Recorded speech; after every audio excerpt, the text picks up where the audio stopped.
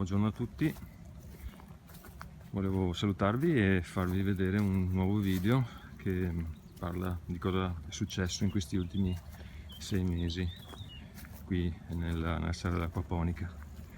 Come potete vedere ho iniziato dalla stessa immagine dell'altro video, giusto per farvi vedere anche che le piante di lavanda erano cresciute molto e fra poco verranno ritagliate. L'ho fatto adesso perché sto facendo una modifica, dovrò tagliare le piante, quindi volevo farvi vedere cosa è cambiato rispetto al video che ho fatto 6 mesi fa. Ecco, praticamente tutte le talee sono cresciute e hanno fatto il loro fiore, praticamente sono cresciute molto. E un anno fa le piante che sono lì fuori, quelle più piccole, dietro il cono, questa è una pianta, erano praticamente così. Io penso che l'acquaponica aiuti molto a creare le radici alle piante, quindi una volta che le piante hanno le radici ben sviluppate, dopo si attaccano meglio anche il terreno. Queste qua sono esattamente come quelle, però le ho tagliate, ho spuntato la punta, altrimenti appariva una specie di foresta che praticamente non faceva passare abbastanza luce alle piante. Questo inoltre permette di creare dei nuovi rami e quindi far crescere di più le piante.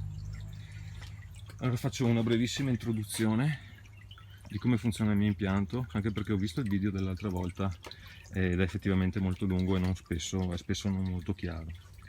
Sostanzialmente qui abbiamo la vasca con i pesci. Ovviamente chi è arrivato a questo video avrà sicuramente già avuto informazioni riguardo all'acquaponica. C'è la vasca con i pesci, qui c'è la mangiatoia automatica. I pesci sono molto famellici durante l'estate. L'acqua entra attraverso questo tubo, dopo lo accendo e questo permette di ossigenare l'acqua dei pesci e esce attraverso questo buco qua. Qui è collegato un tubo che arriva fino in fondo, un tubo aperto normalissimo. Mi è stato chiesto il motivo del tubo. Allora, se io non mettevo il tubo che arriva fino in fondo, l'acqua sarebbe uscita, il pelo dell'acqua sarebbe uscito da questo buco qua e l'acqua che usciva era solamente quella sulla parte superiore della vasca. Così facendo l'acqua che esce da questo buco qua è quella che viene presa dal fondo e quindi quella che ha più elementi nutritivi. L'acqua esce, aspettate un attimo che lo accendo, che così l'acqua esce, come spiegavo prima, esce da questo buco qua e va a irrigare questi letti di coltivazione. Adesso fra poco si vedrà uscire l'acqua anche da qua. I letti di coltivazione sono tutti collegati assieme attraverso un unico tubo. Questo permette di creare attraverso i vasi comunicanti la situazione di un unico, praticamente diventa come un unico vaso, un unico letto di coltivazione. L'acqua esce e pian piano inizia a salire di livello. Dopo circa 20 minuti che l'acqua esce, si blocca attraverso un sistema di temporizzatore, e esce pian piano attraverso questo tubo qua. Cosa vuol dire? Che questo qua, adesso l'avevo chiuso comunque, l'acqua che esce da questo tubo qua è molto inferiore, la quantità è molto inferiore rispetto a quella che entra. Quindi cosa vuol dire? Che un po' esce dal tubo e un po' rimane nelle vasche e quindi si alza di livello. Questo permette di dare l'acqua alle radici delle piante. Quindi per 20 minuti l'acqua entra da qua, riempie le vasche, poi l'acqua si blocca e pian piano comincia a defluire attraverso quel tubo là. Sostanzialmente è il sistema inverso rispetto a quello che si vede nei sifoni a campana normali. Nei sifoni a campana l'acqua pian piano entra e esce molto velocemente, nel mio caso è l'inverso. Ho visto che praticamente il sistema funziona lo stesso. Quindi l'acqua a questo punto esce, e arriva dentro questa sump. Alcuni mi hanno chiesto cosa serve la sump. Allora, la sump nel mio caso serve per fare da collegamento tra la vasca il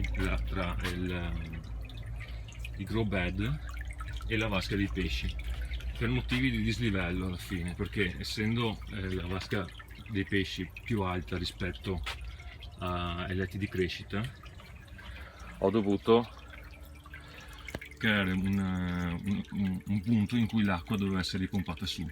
Magari questo lo spiego più chiaramente la prossima volta. Quando l'acqua arriva qui, viene ripompata su attraverso quel tubo verde là, viene ripompata su e arriva qua. Come dicevo, utilizzo un temporizzatore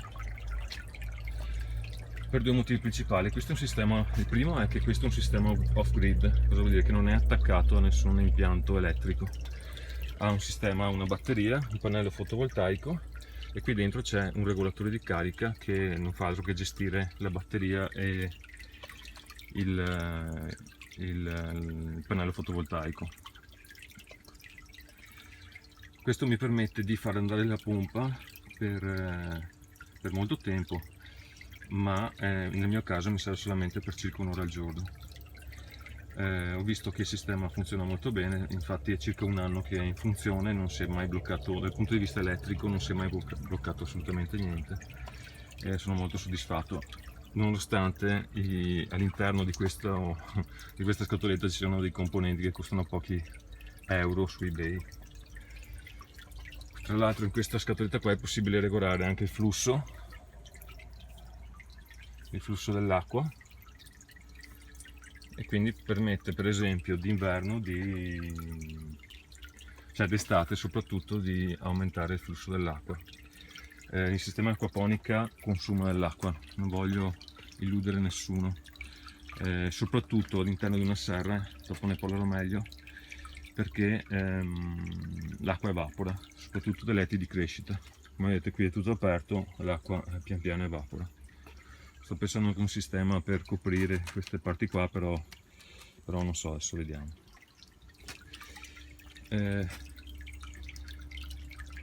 Una cosa volevo dire, queste sono delle piante, queste sono piante di lavanda, questa è curcuma. Praticamente ho preso le radici che di solito si comprano nei negozi di frutta e verdura, e l'ho semplicemente inserita all'interno dell'argilla espansa. Io utilizzo l'argilla espansa e come vedete crescono tranquillamente, nonostante prima fossero coperte dalla vegetazione come questa. Questa la taglierò e diventerà come quella, insomma. Questa devo tagliare tutta quanta per far respirare un po' di più le piante. Per quanto riguarda i letti di crescita, sono dei contenitori di plastica della Auer, fanno 60 cm di larghezza, così, per 80 cm, e sono alti 22 cm. Sono coperti totalmente, fino a qua più o meno, dall'argilla espansa. Ho praticato un foro e ho fatto passare un tubo con dei buchi, come facesse da filtro, in modo che l'acqua che esce da qua, da questa letto di crescita qua, fosse filtrata dall'argilla espansa, e quindi non andasse a ostruire i tubi. Il sistema funziona molto bene, sono molto soddisfatto di questo sistema qua. L'unico problema che ho riscontrato, anzi non è l'unico, sono più di uno, però un problema molto serio che ho è quello dell'acqua. La serra, ho messo una grondaia qua, però non funziona, cioè non è abbastanza grande e non funziona bene, cioè l'ho fatto un po' male, quindi non posso pretendere che l'acqua entri nel sistema, l'acqua piovana entri nel sistema correttamente. Comunque qui c'è una grondaia, poi attraverso il tubo arriva, attraverso quel tubo là, arriva in questa piccola cisterna, dentro c'è dell'acqua, e attraverso una saracinesca tipo questa posso riempire l'acqua quando ne ho bisogno. Prima avevo messo una specie di adesso non mi ricordo il nome. Vabbè, una specie di valvola che praticamente si alzava e si abbassava con il livello dell'acqua, però ho visto che non funziona bene, insomma, perché nel mio sistema l'acqua, in questa vasca qua, l'acqua si abbassa ogni 10 ore con il motorino, e quindi il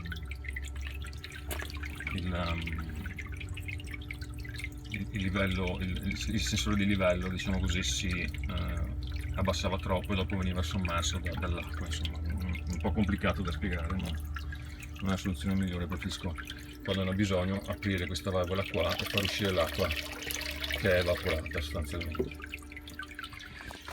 Infatti adesso questo problema dell'acqua è abbastanza serio, perché per un sistema off-grid l'acqua è importantissima, forse più di tutto quanto il resto. Quindi sto progettando una nuova serra un po' più grande, con un sistema di grondaie un po' più efficace. Questo era un problema, non è che si verifica tutto l'anno, diciamo che per i primi 5-6 mesi da gennaio non ho avuto nessun problema. Il problema si è fatto sentire quando ho cominciato a far caldo e l'acqua ha cominciato a evaporare. Un problema è questo. Un altro problema che ho riscontrato è questo: durante l'inverno si è ghiacciata l'acqua, perché qui la temperatura è scesa sotto lo zero, e come potete vedere in questo caso qua i granelli di argilla espansa si sono rotti, soprattutto in questa vasca, perché in questa vasca, quest'ultima vasca qua, ho fatto un esperimento, che è stato quello di mettere le piante all'interno dentro dei contenitori tipo questi. Potete vedere lì c'è dei contenitori tipo questi, e in qualche modo questi hanno influenzato la temperatura dell'acqua, che penso si sia ghiacciata più velocemente, quindi ha fatto rompere molti granelli di argilla espansa. Questi andranno un po' a ostruire i tubi, e quindi non è una soluzione che consiglio a tutti quanti. Un altro motivo, un altro problema che ho avuto dopo l'ultimo video che ho fatto è stato quello del ghiaccio proprio sui letti di crescita. L'acqua entrava regolarmente, come in questo caso qua, però la temperatura bassa ha fatto sì che l'acqua si ghiacciasse. L'acqua si è ghiacciata e non è riuscita a uscire dal tubo.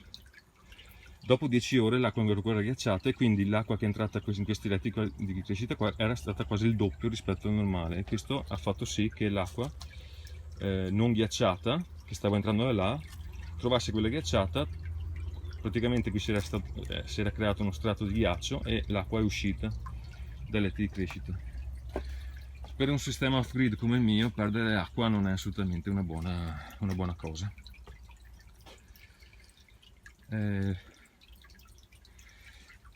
Che altro? Niente, praticamente adesso, se avete delle domande fatemele pure, sono ben contento di rispondervi. Adesso taglierò queste piante qua perché cominciano ad essere un po' troppo grandi. Fatemi pure tutte le domande che volete, e se volete nel prossimo video probabilmente ci sarà una nuova serra, e anche vi spiegherò bene come funziona questo sifone che ho costruito. Ciao a tutti, grazie.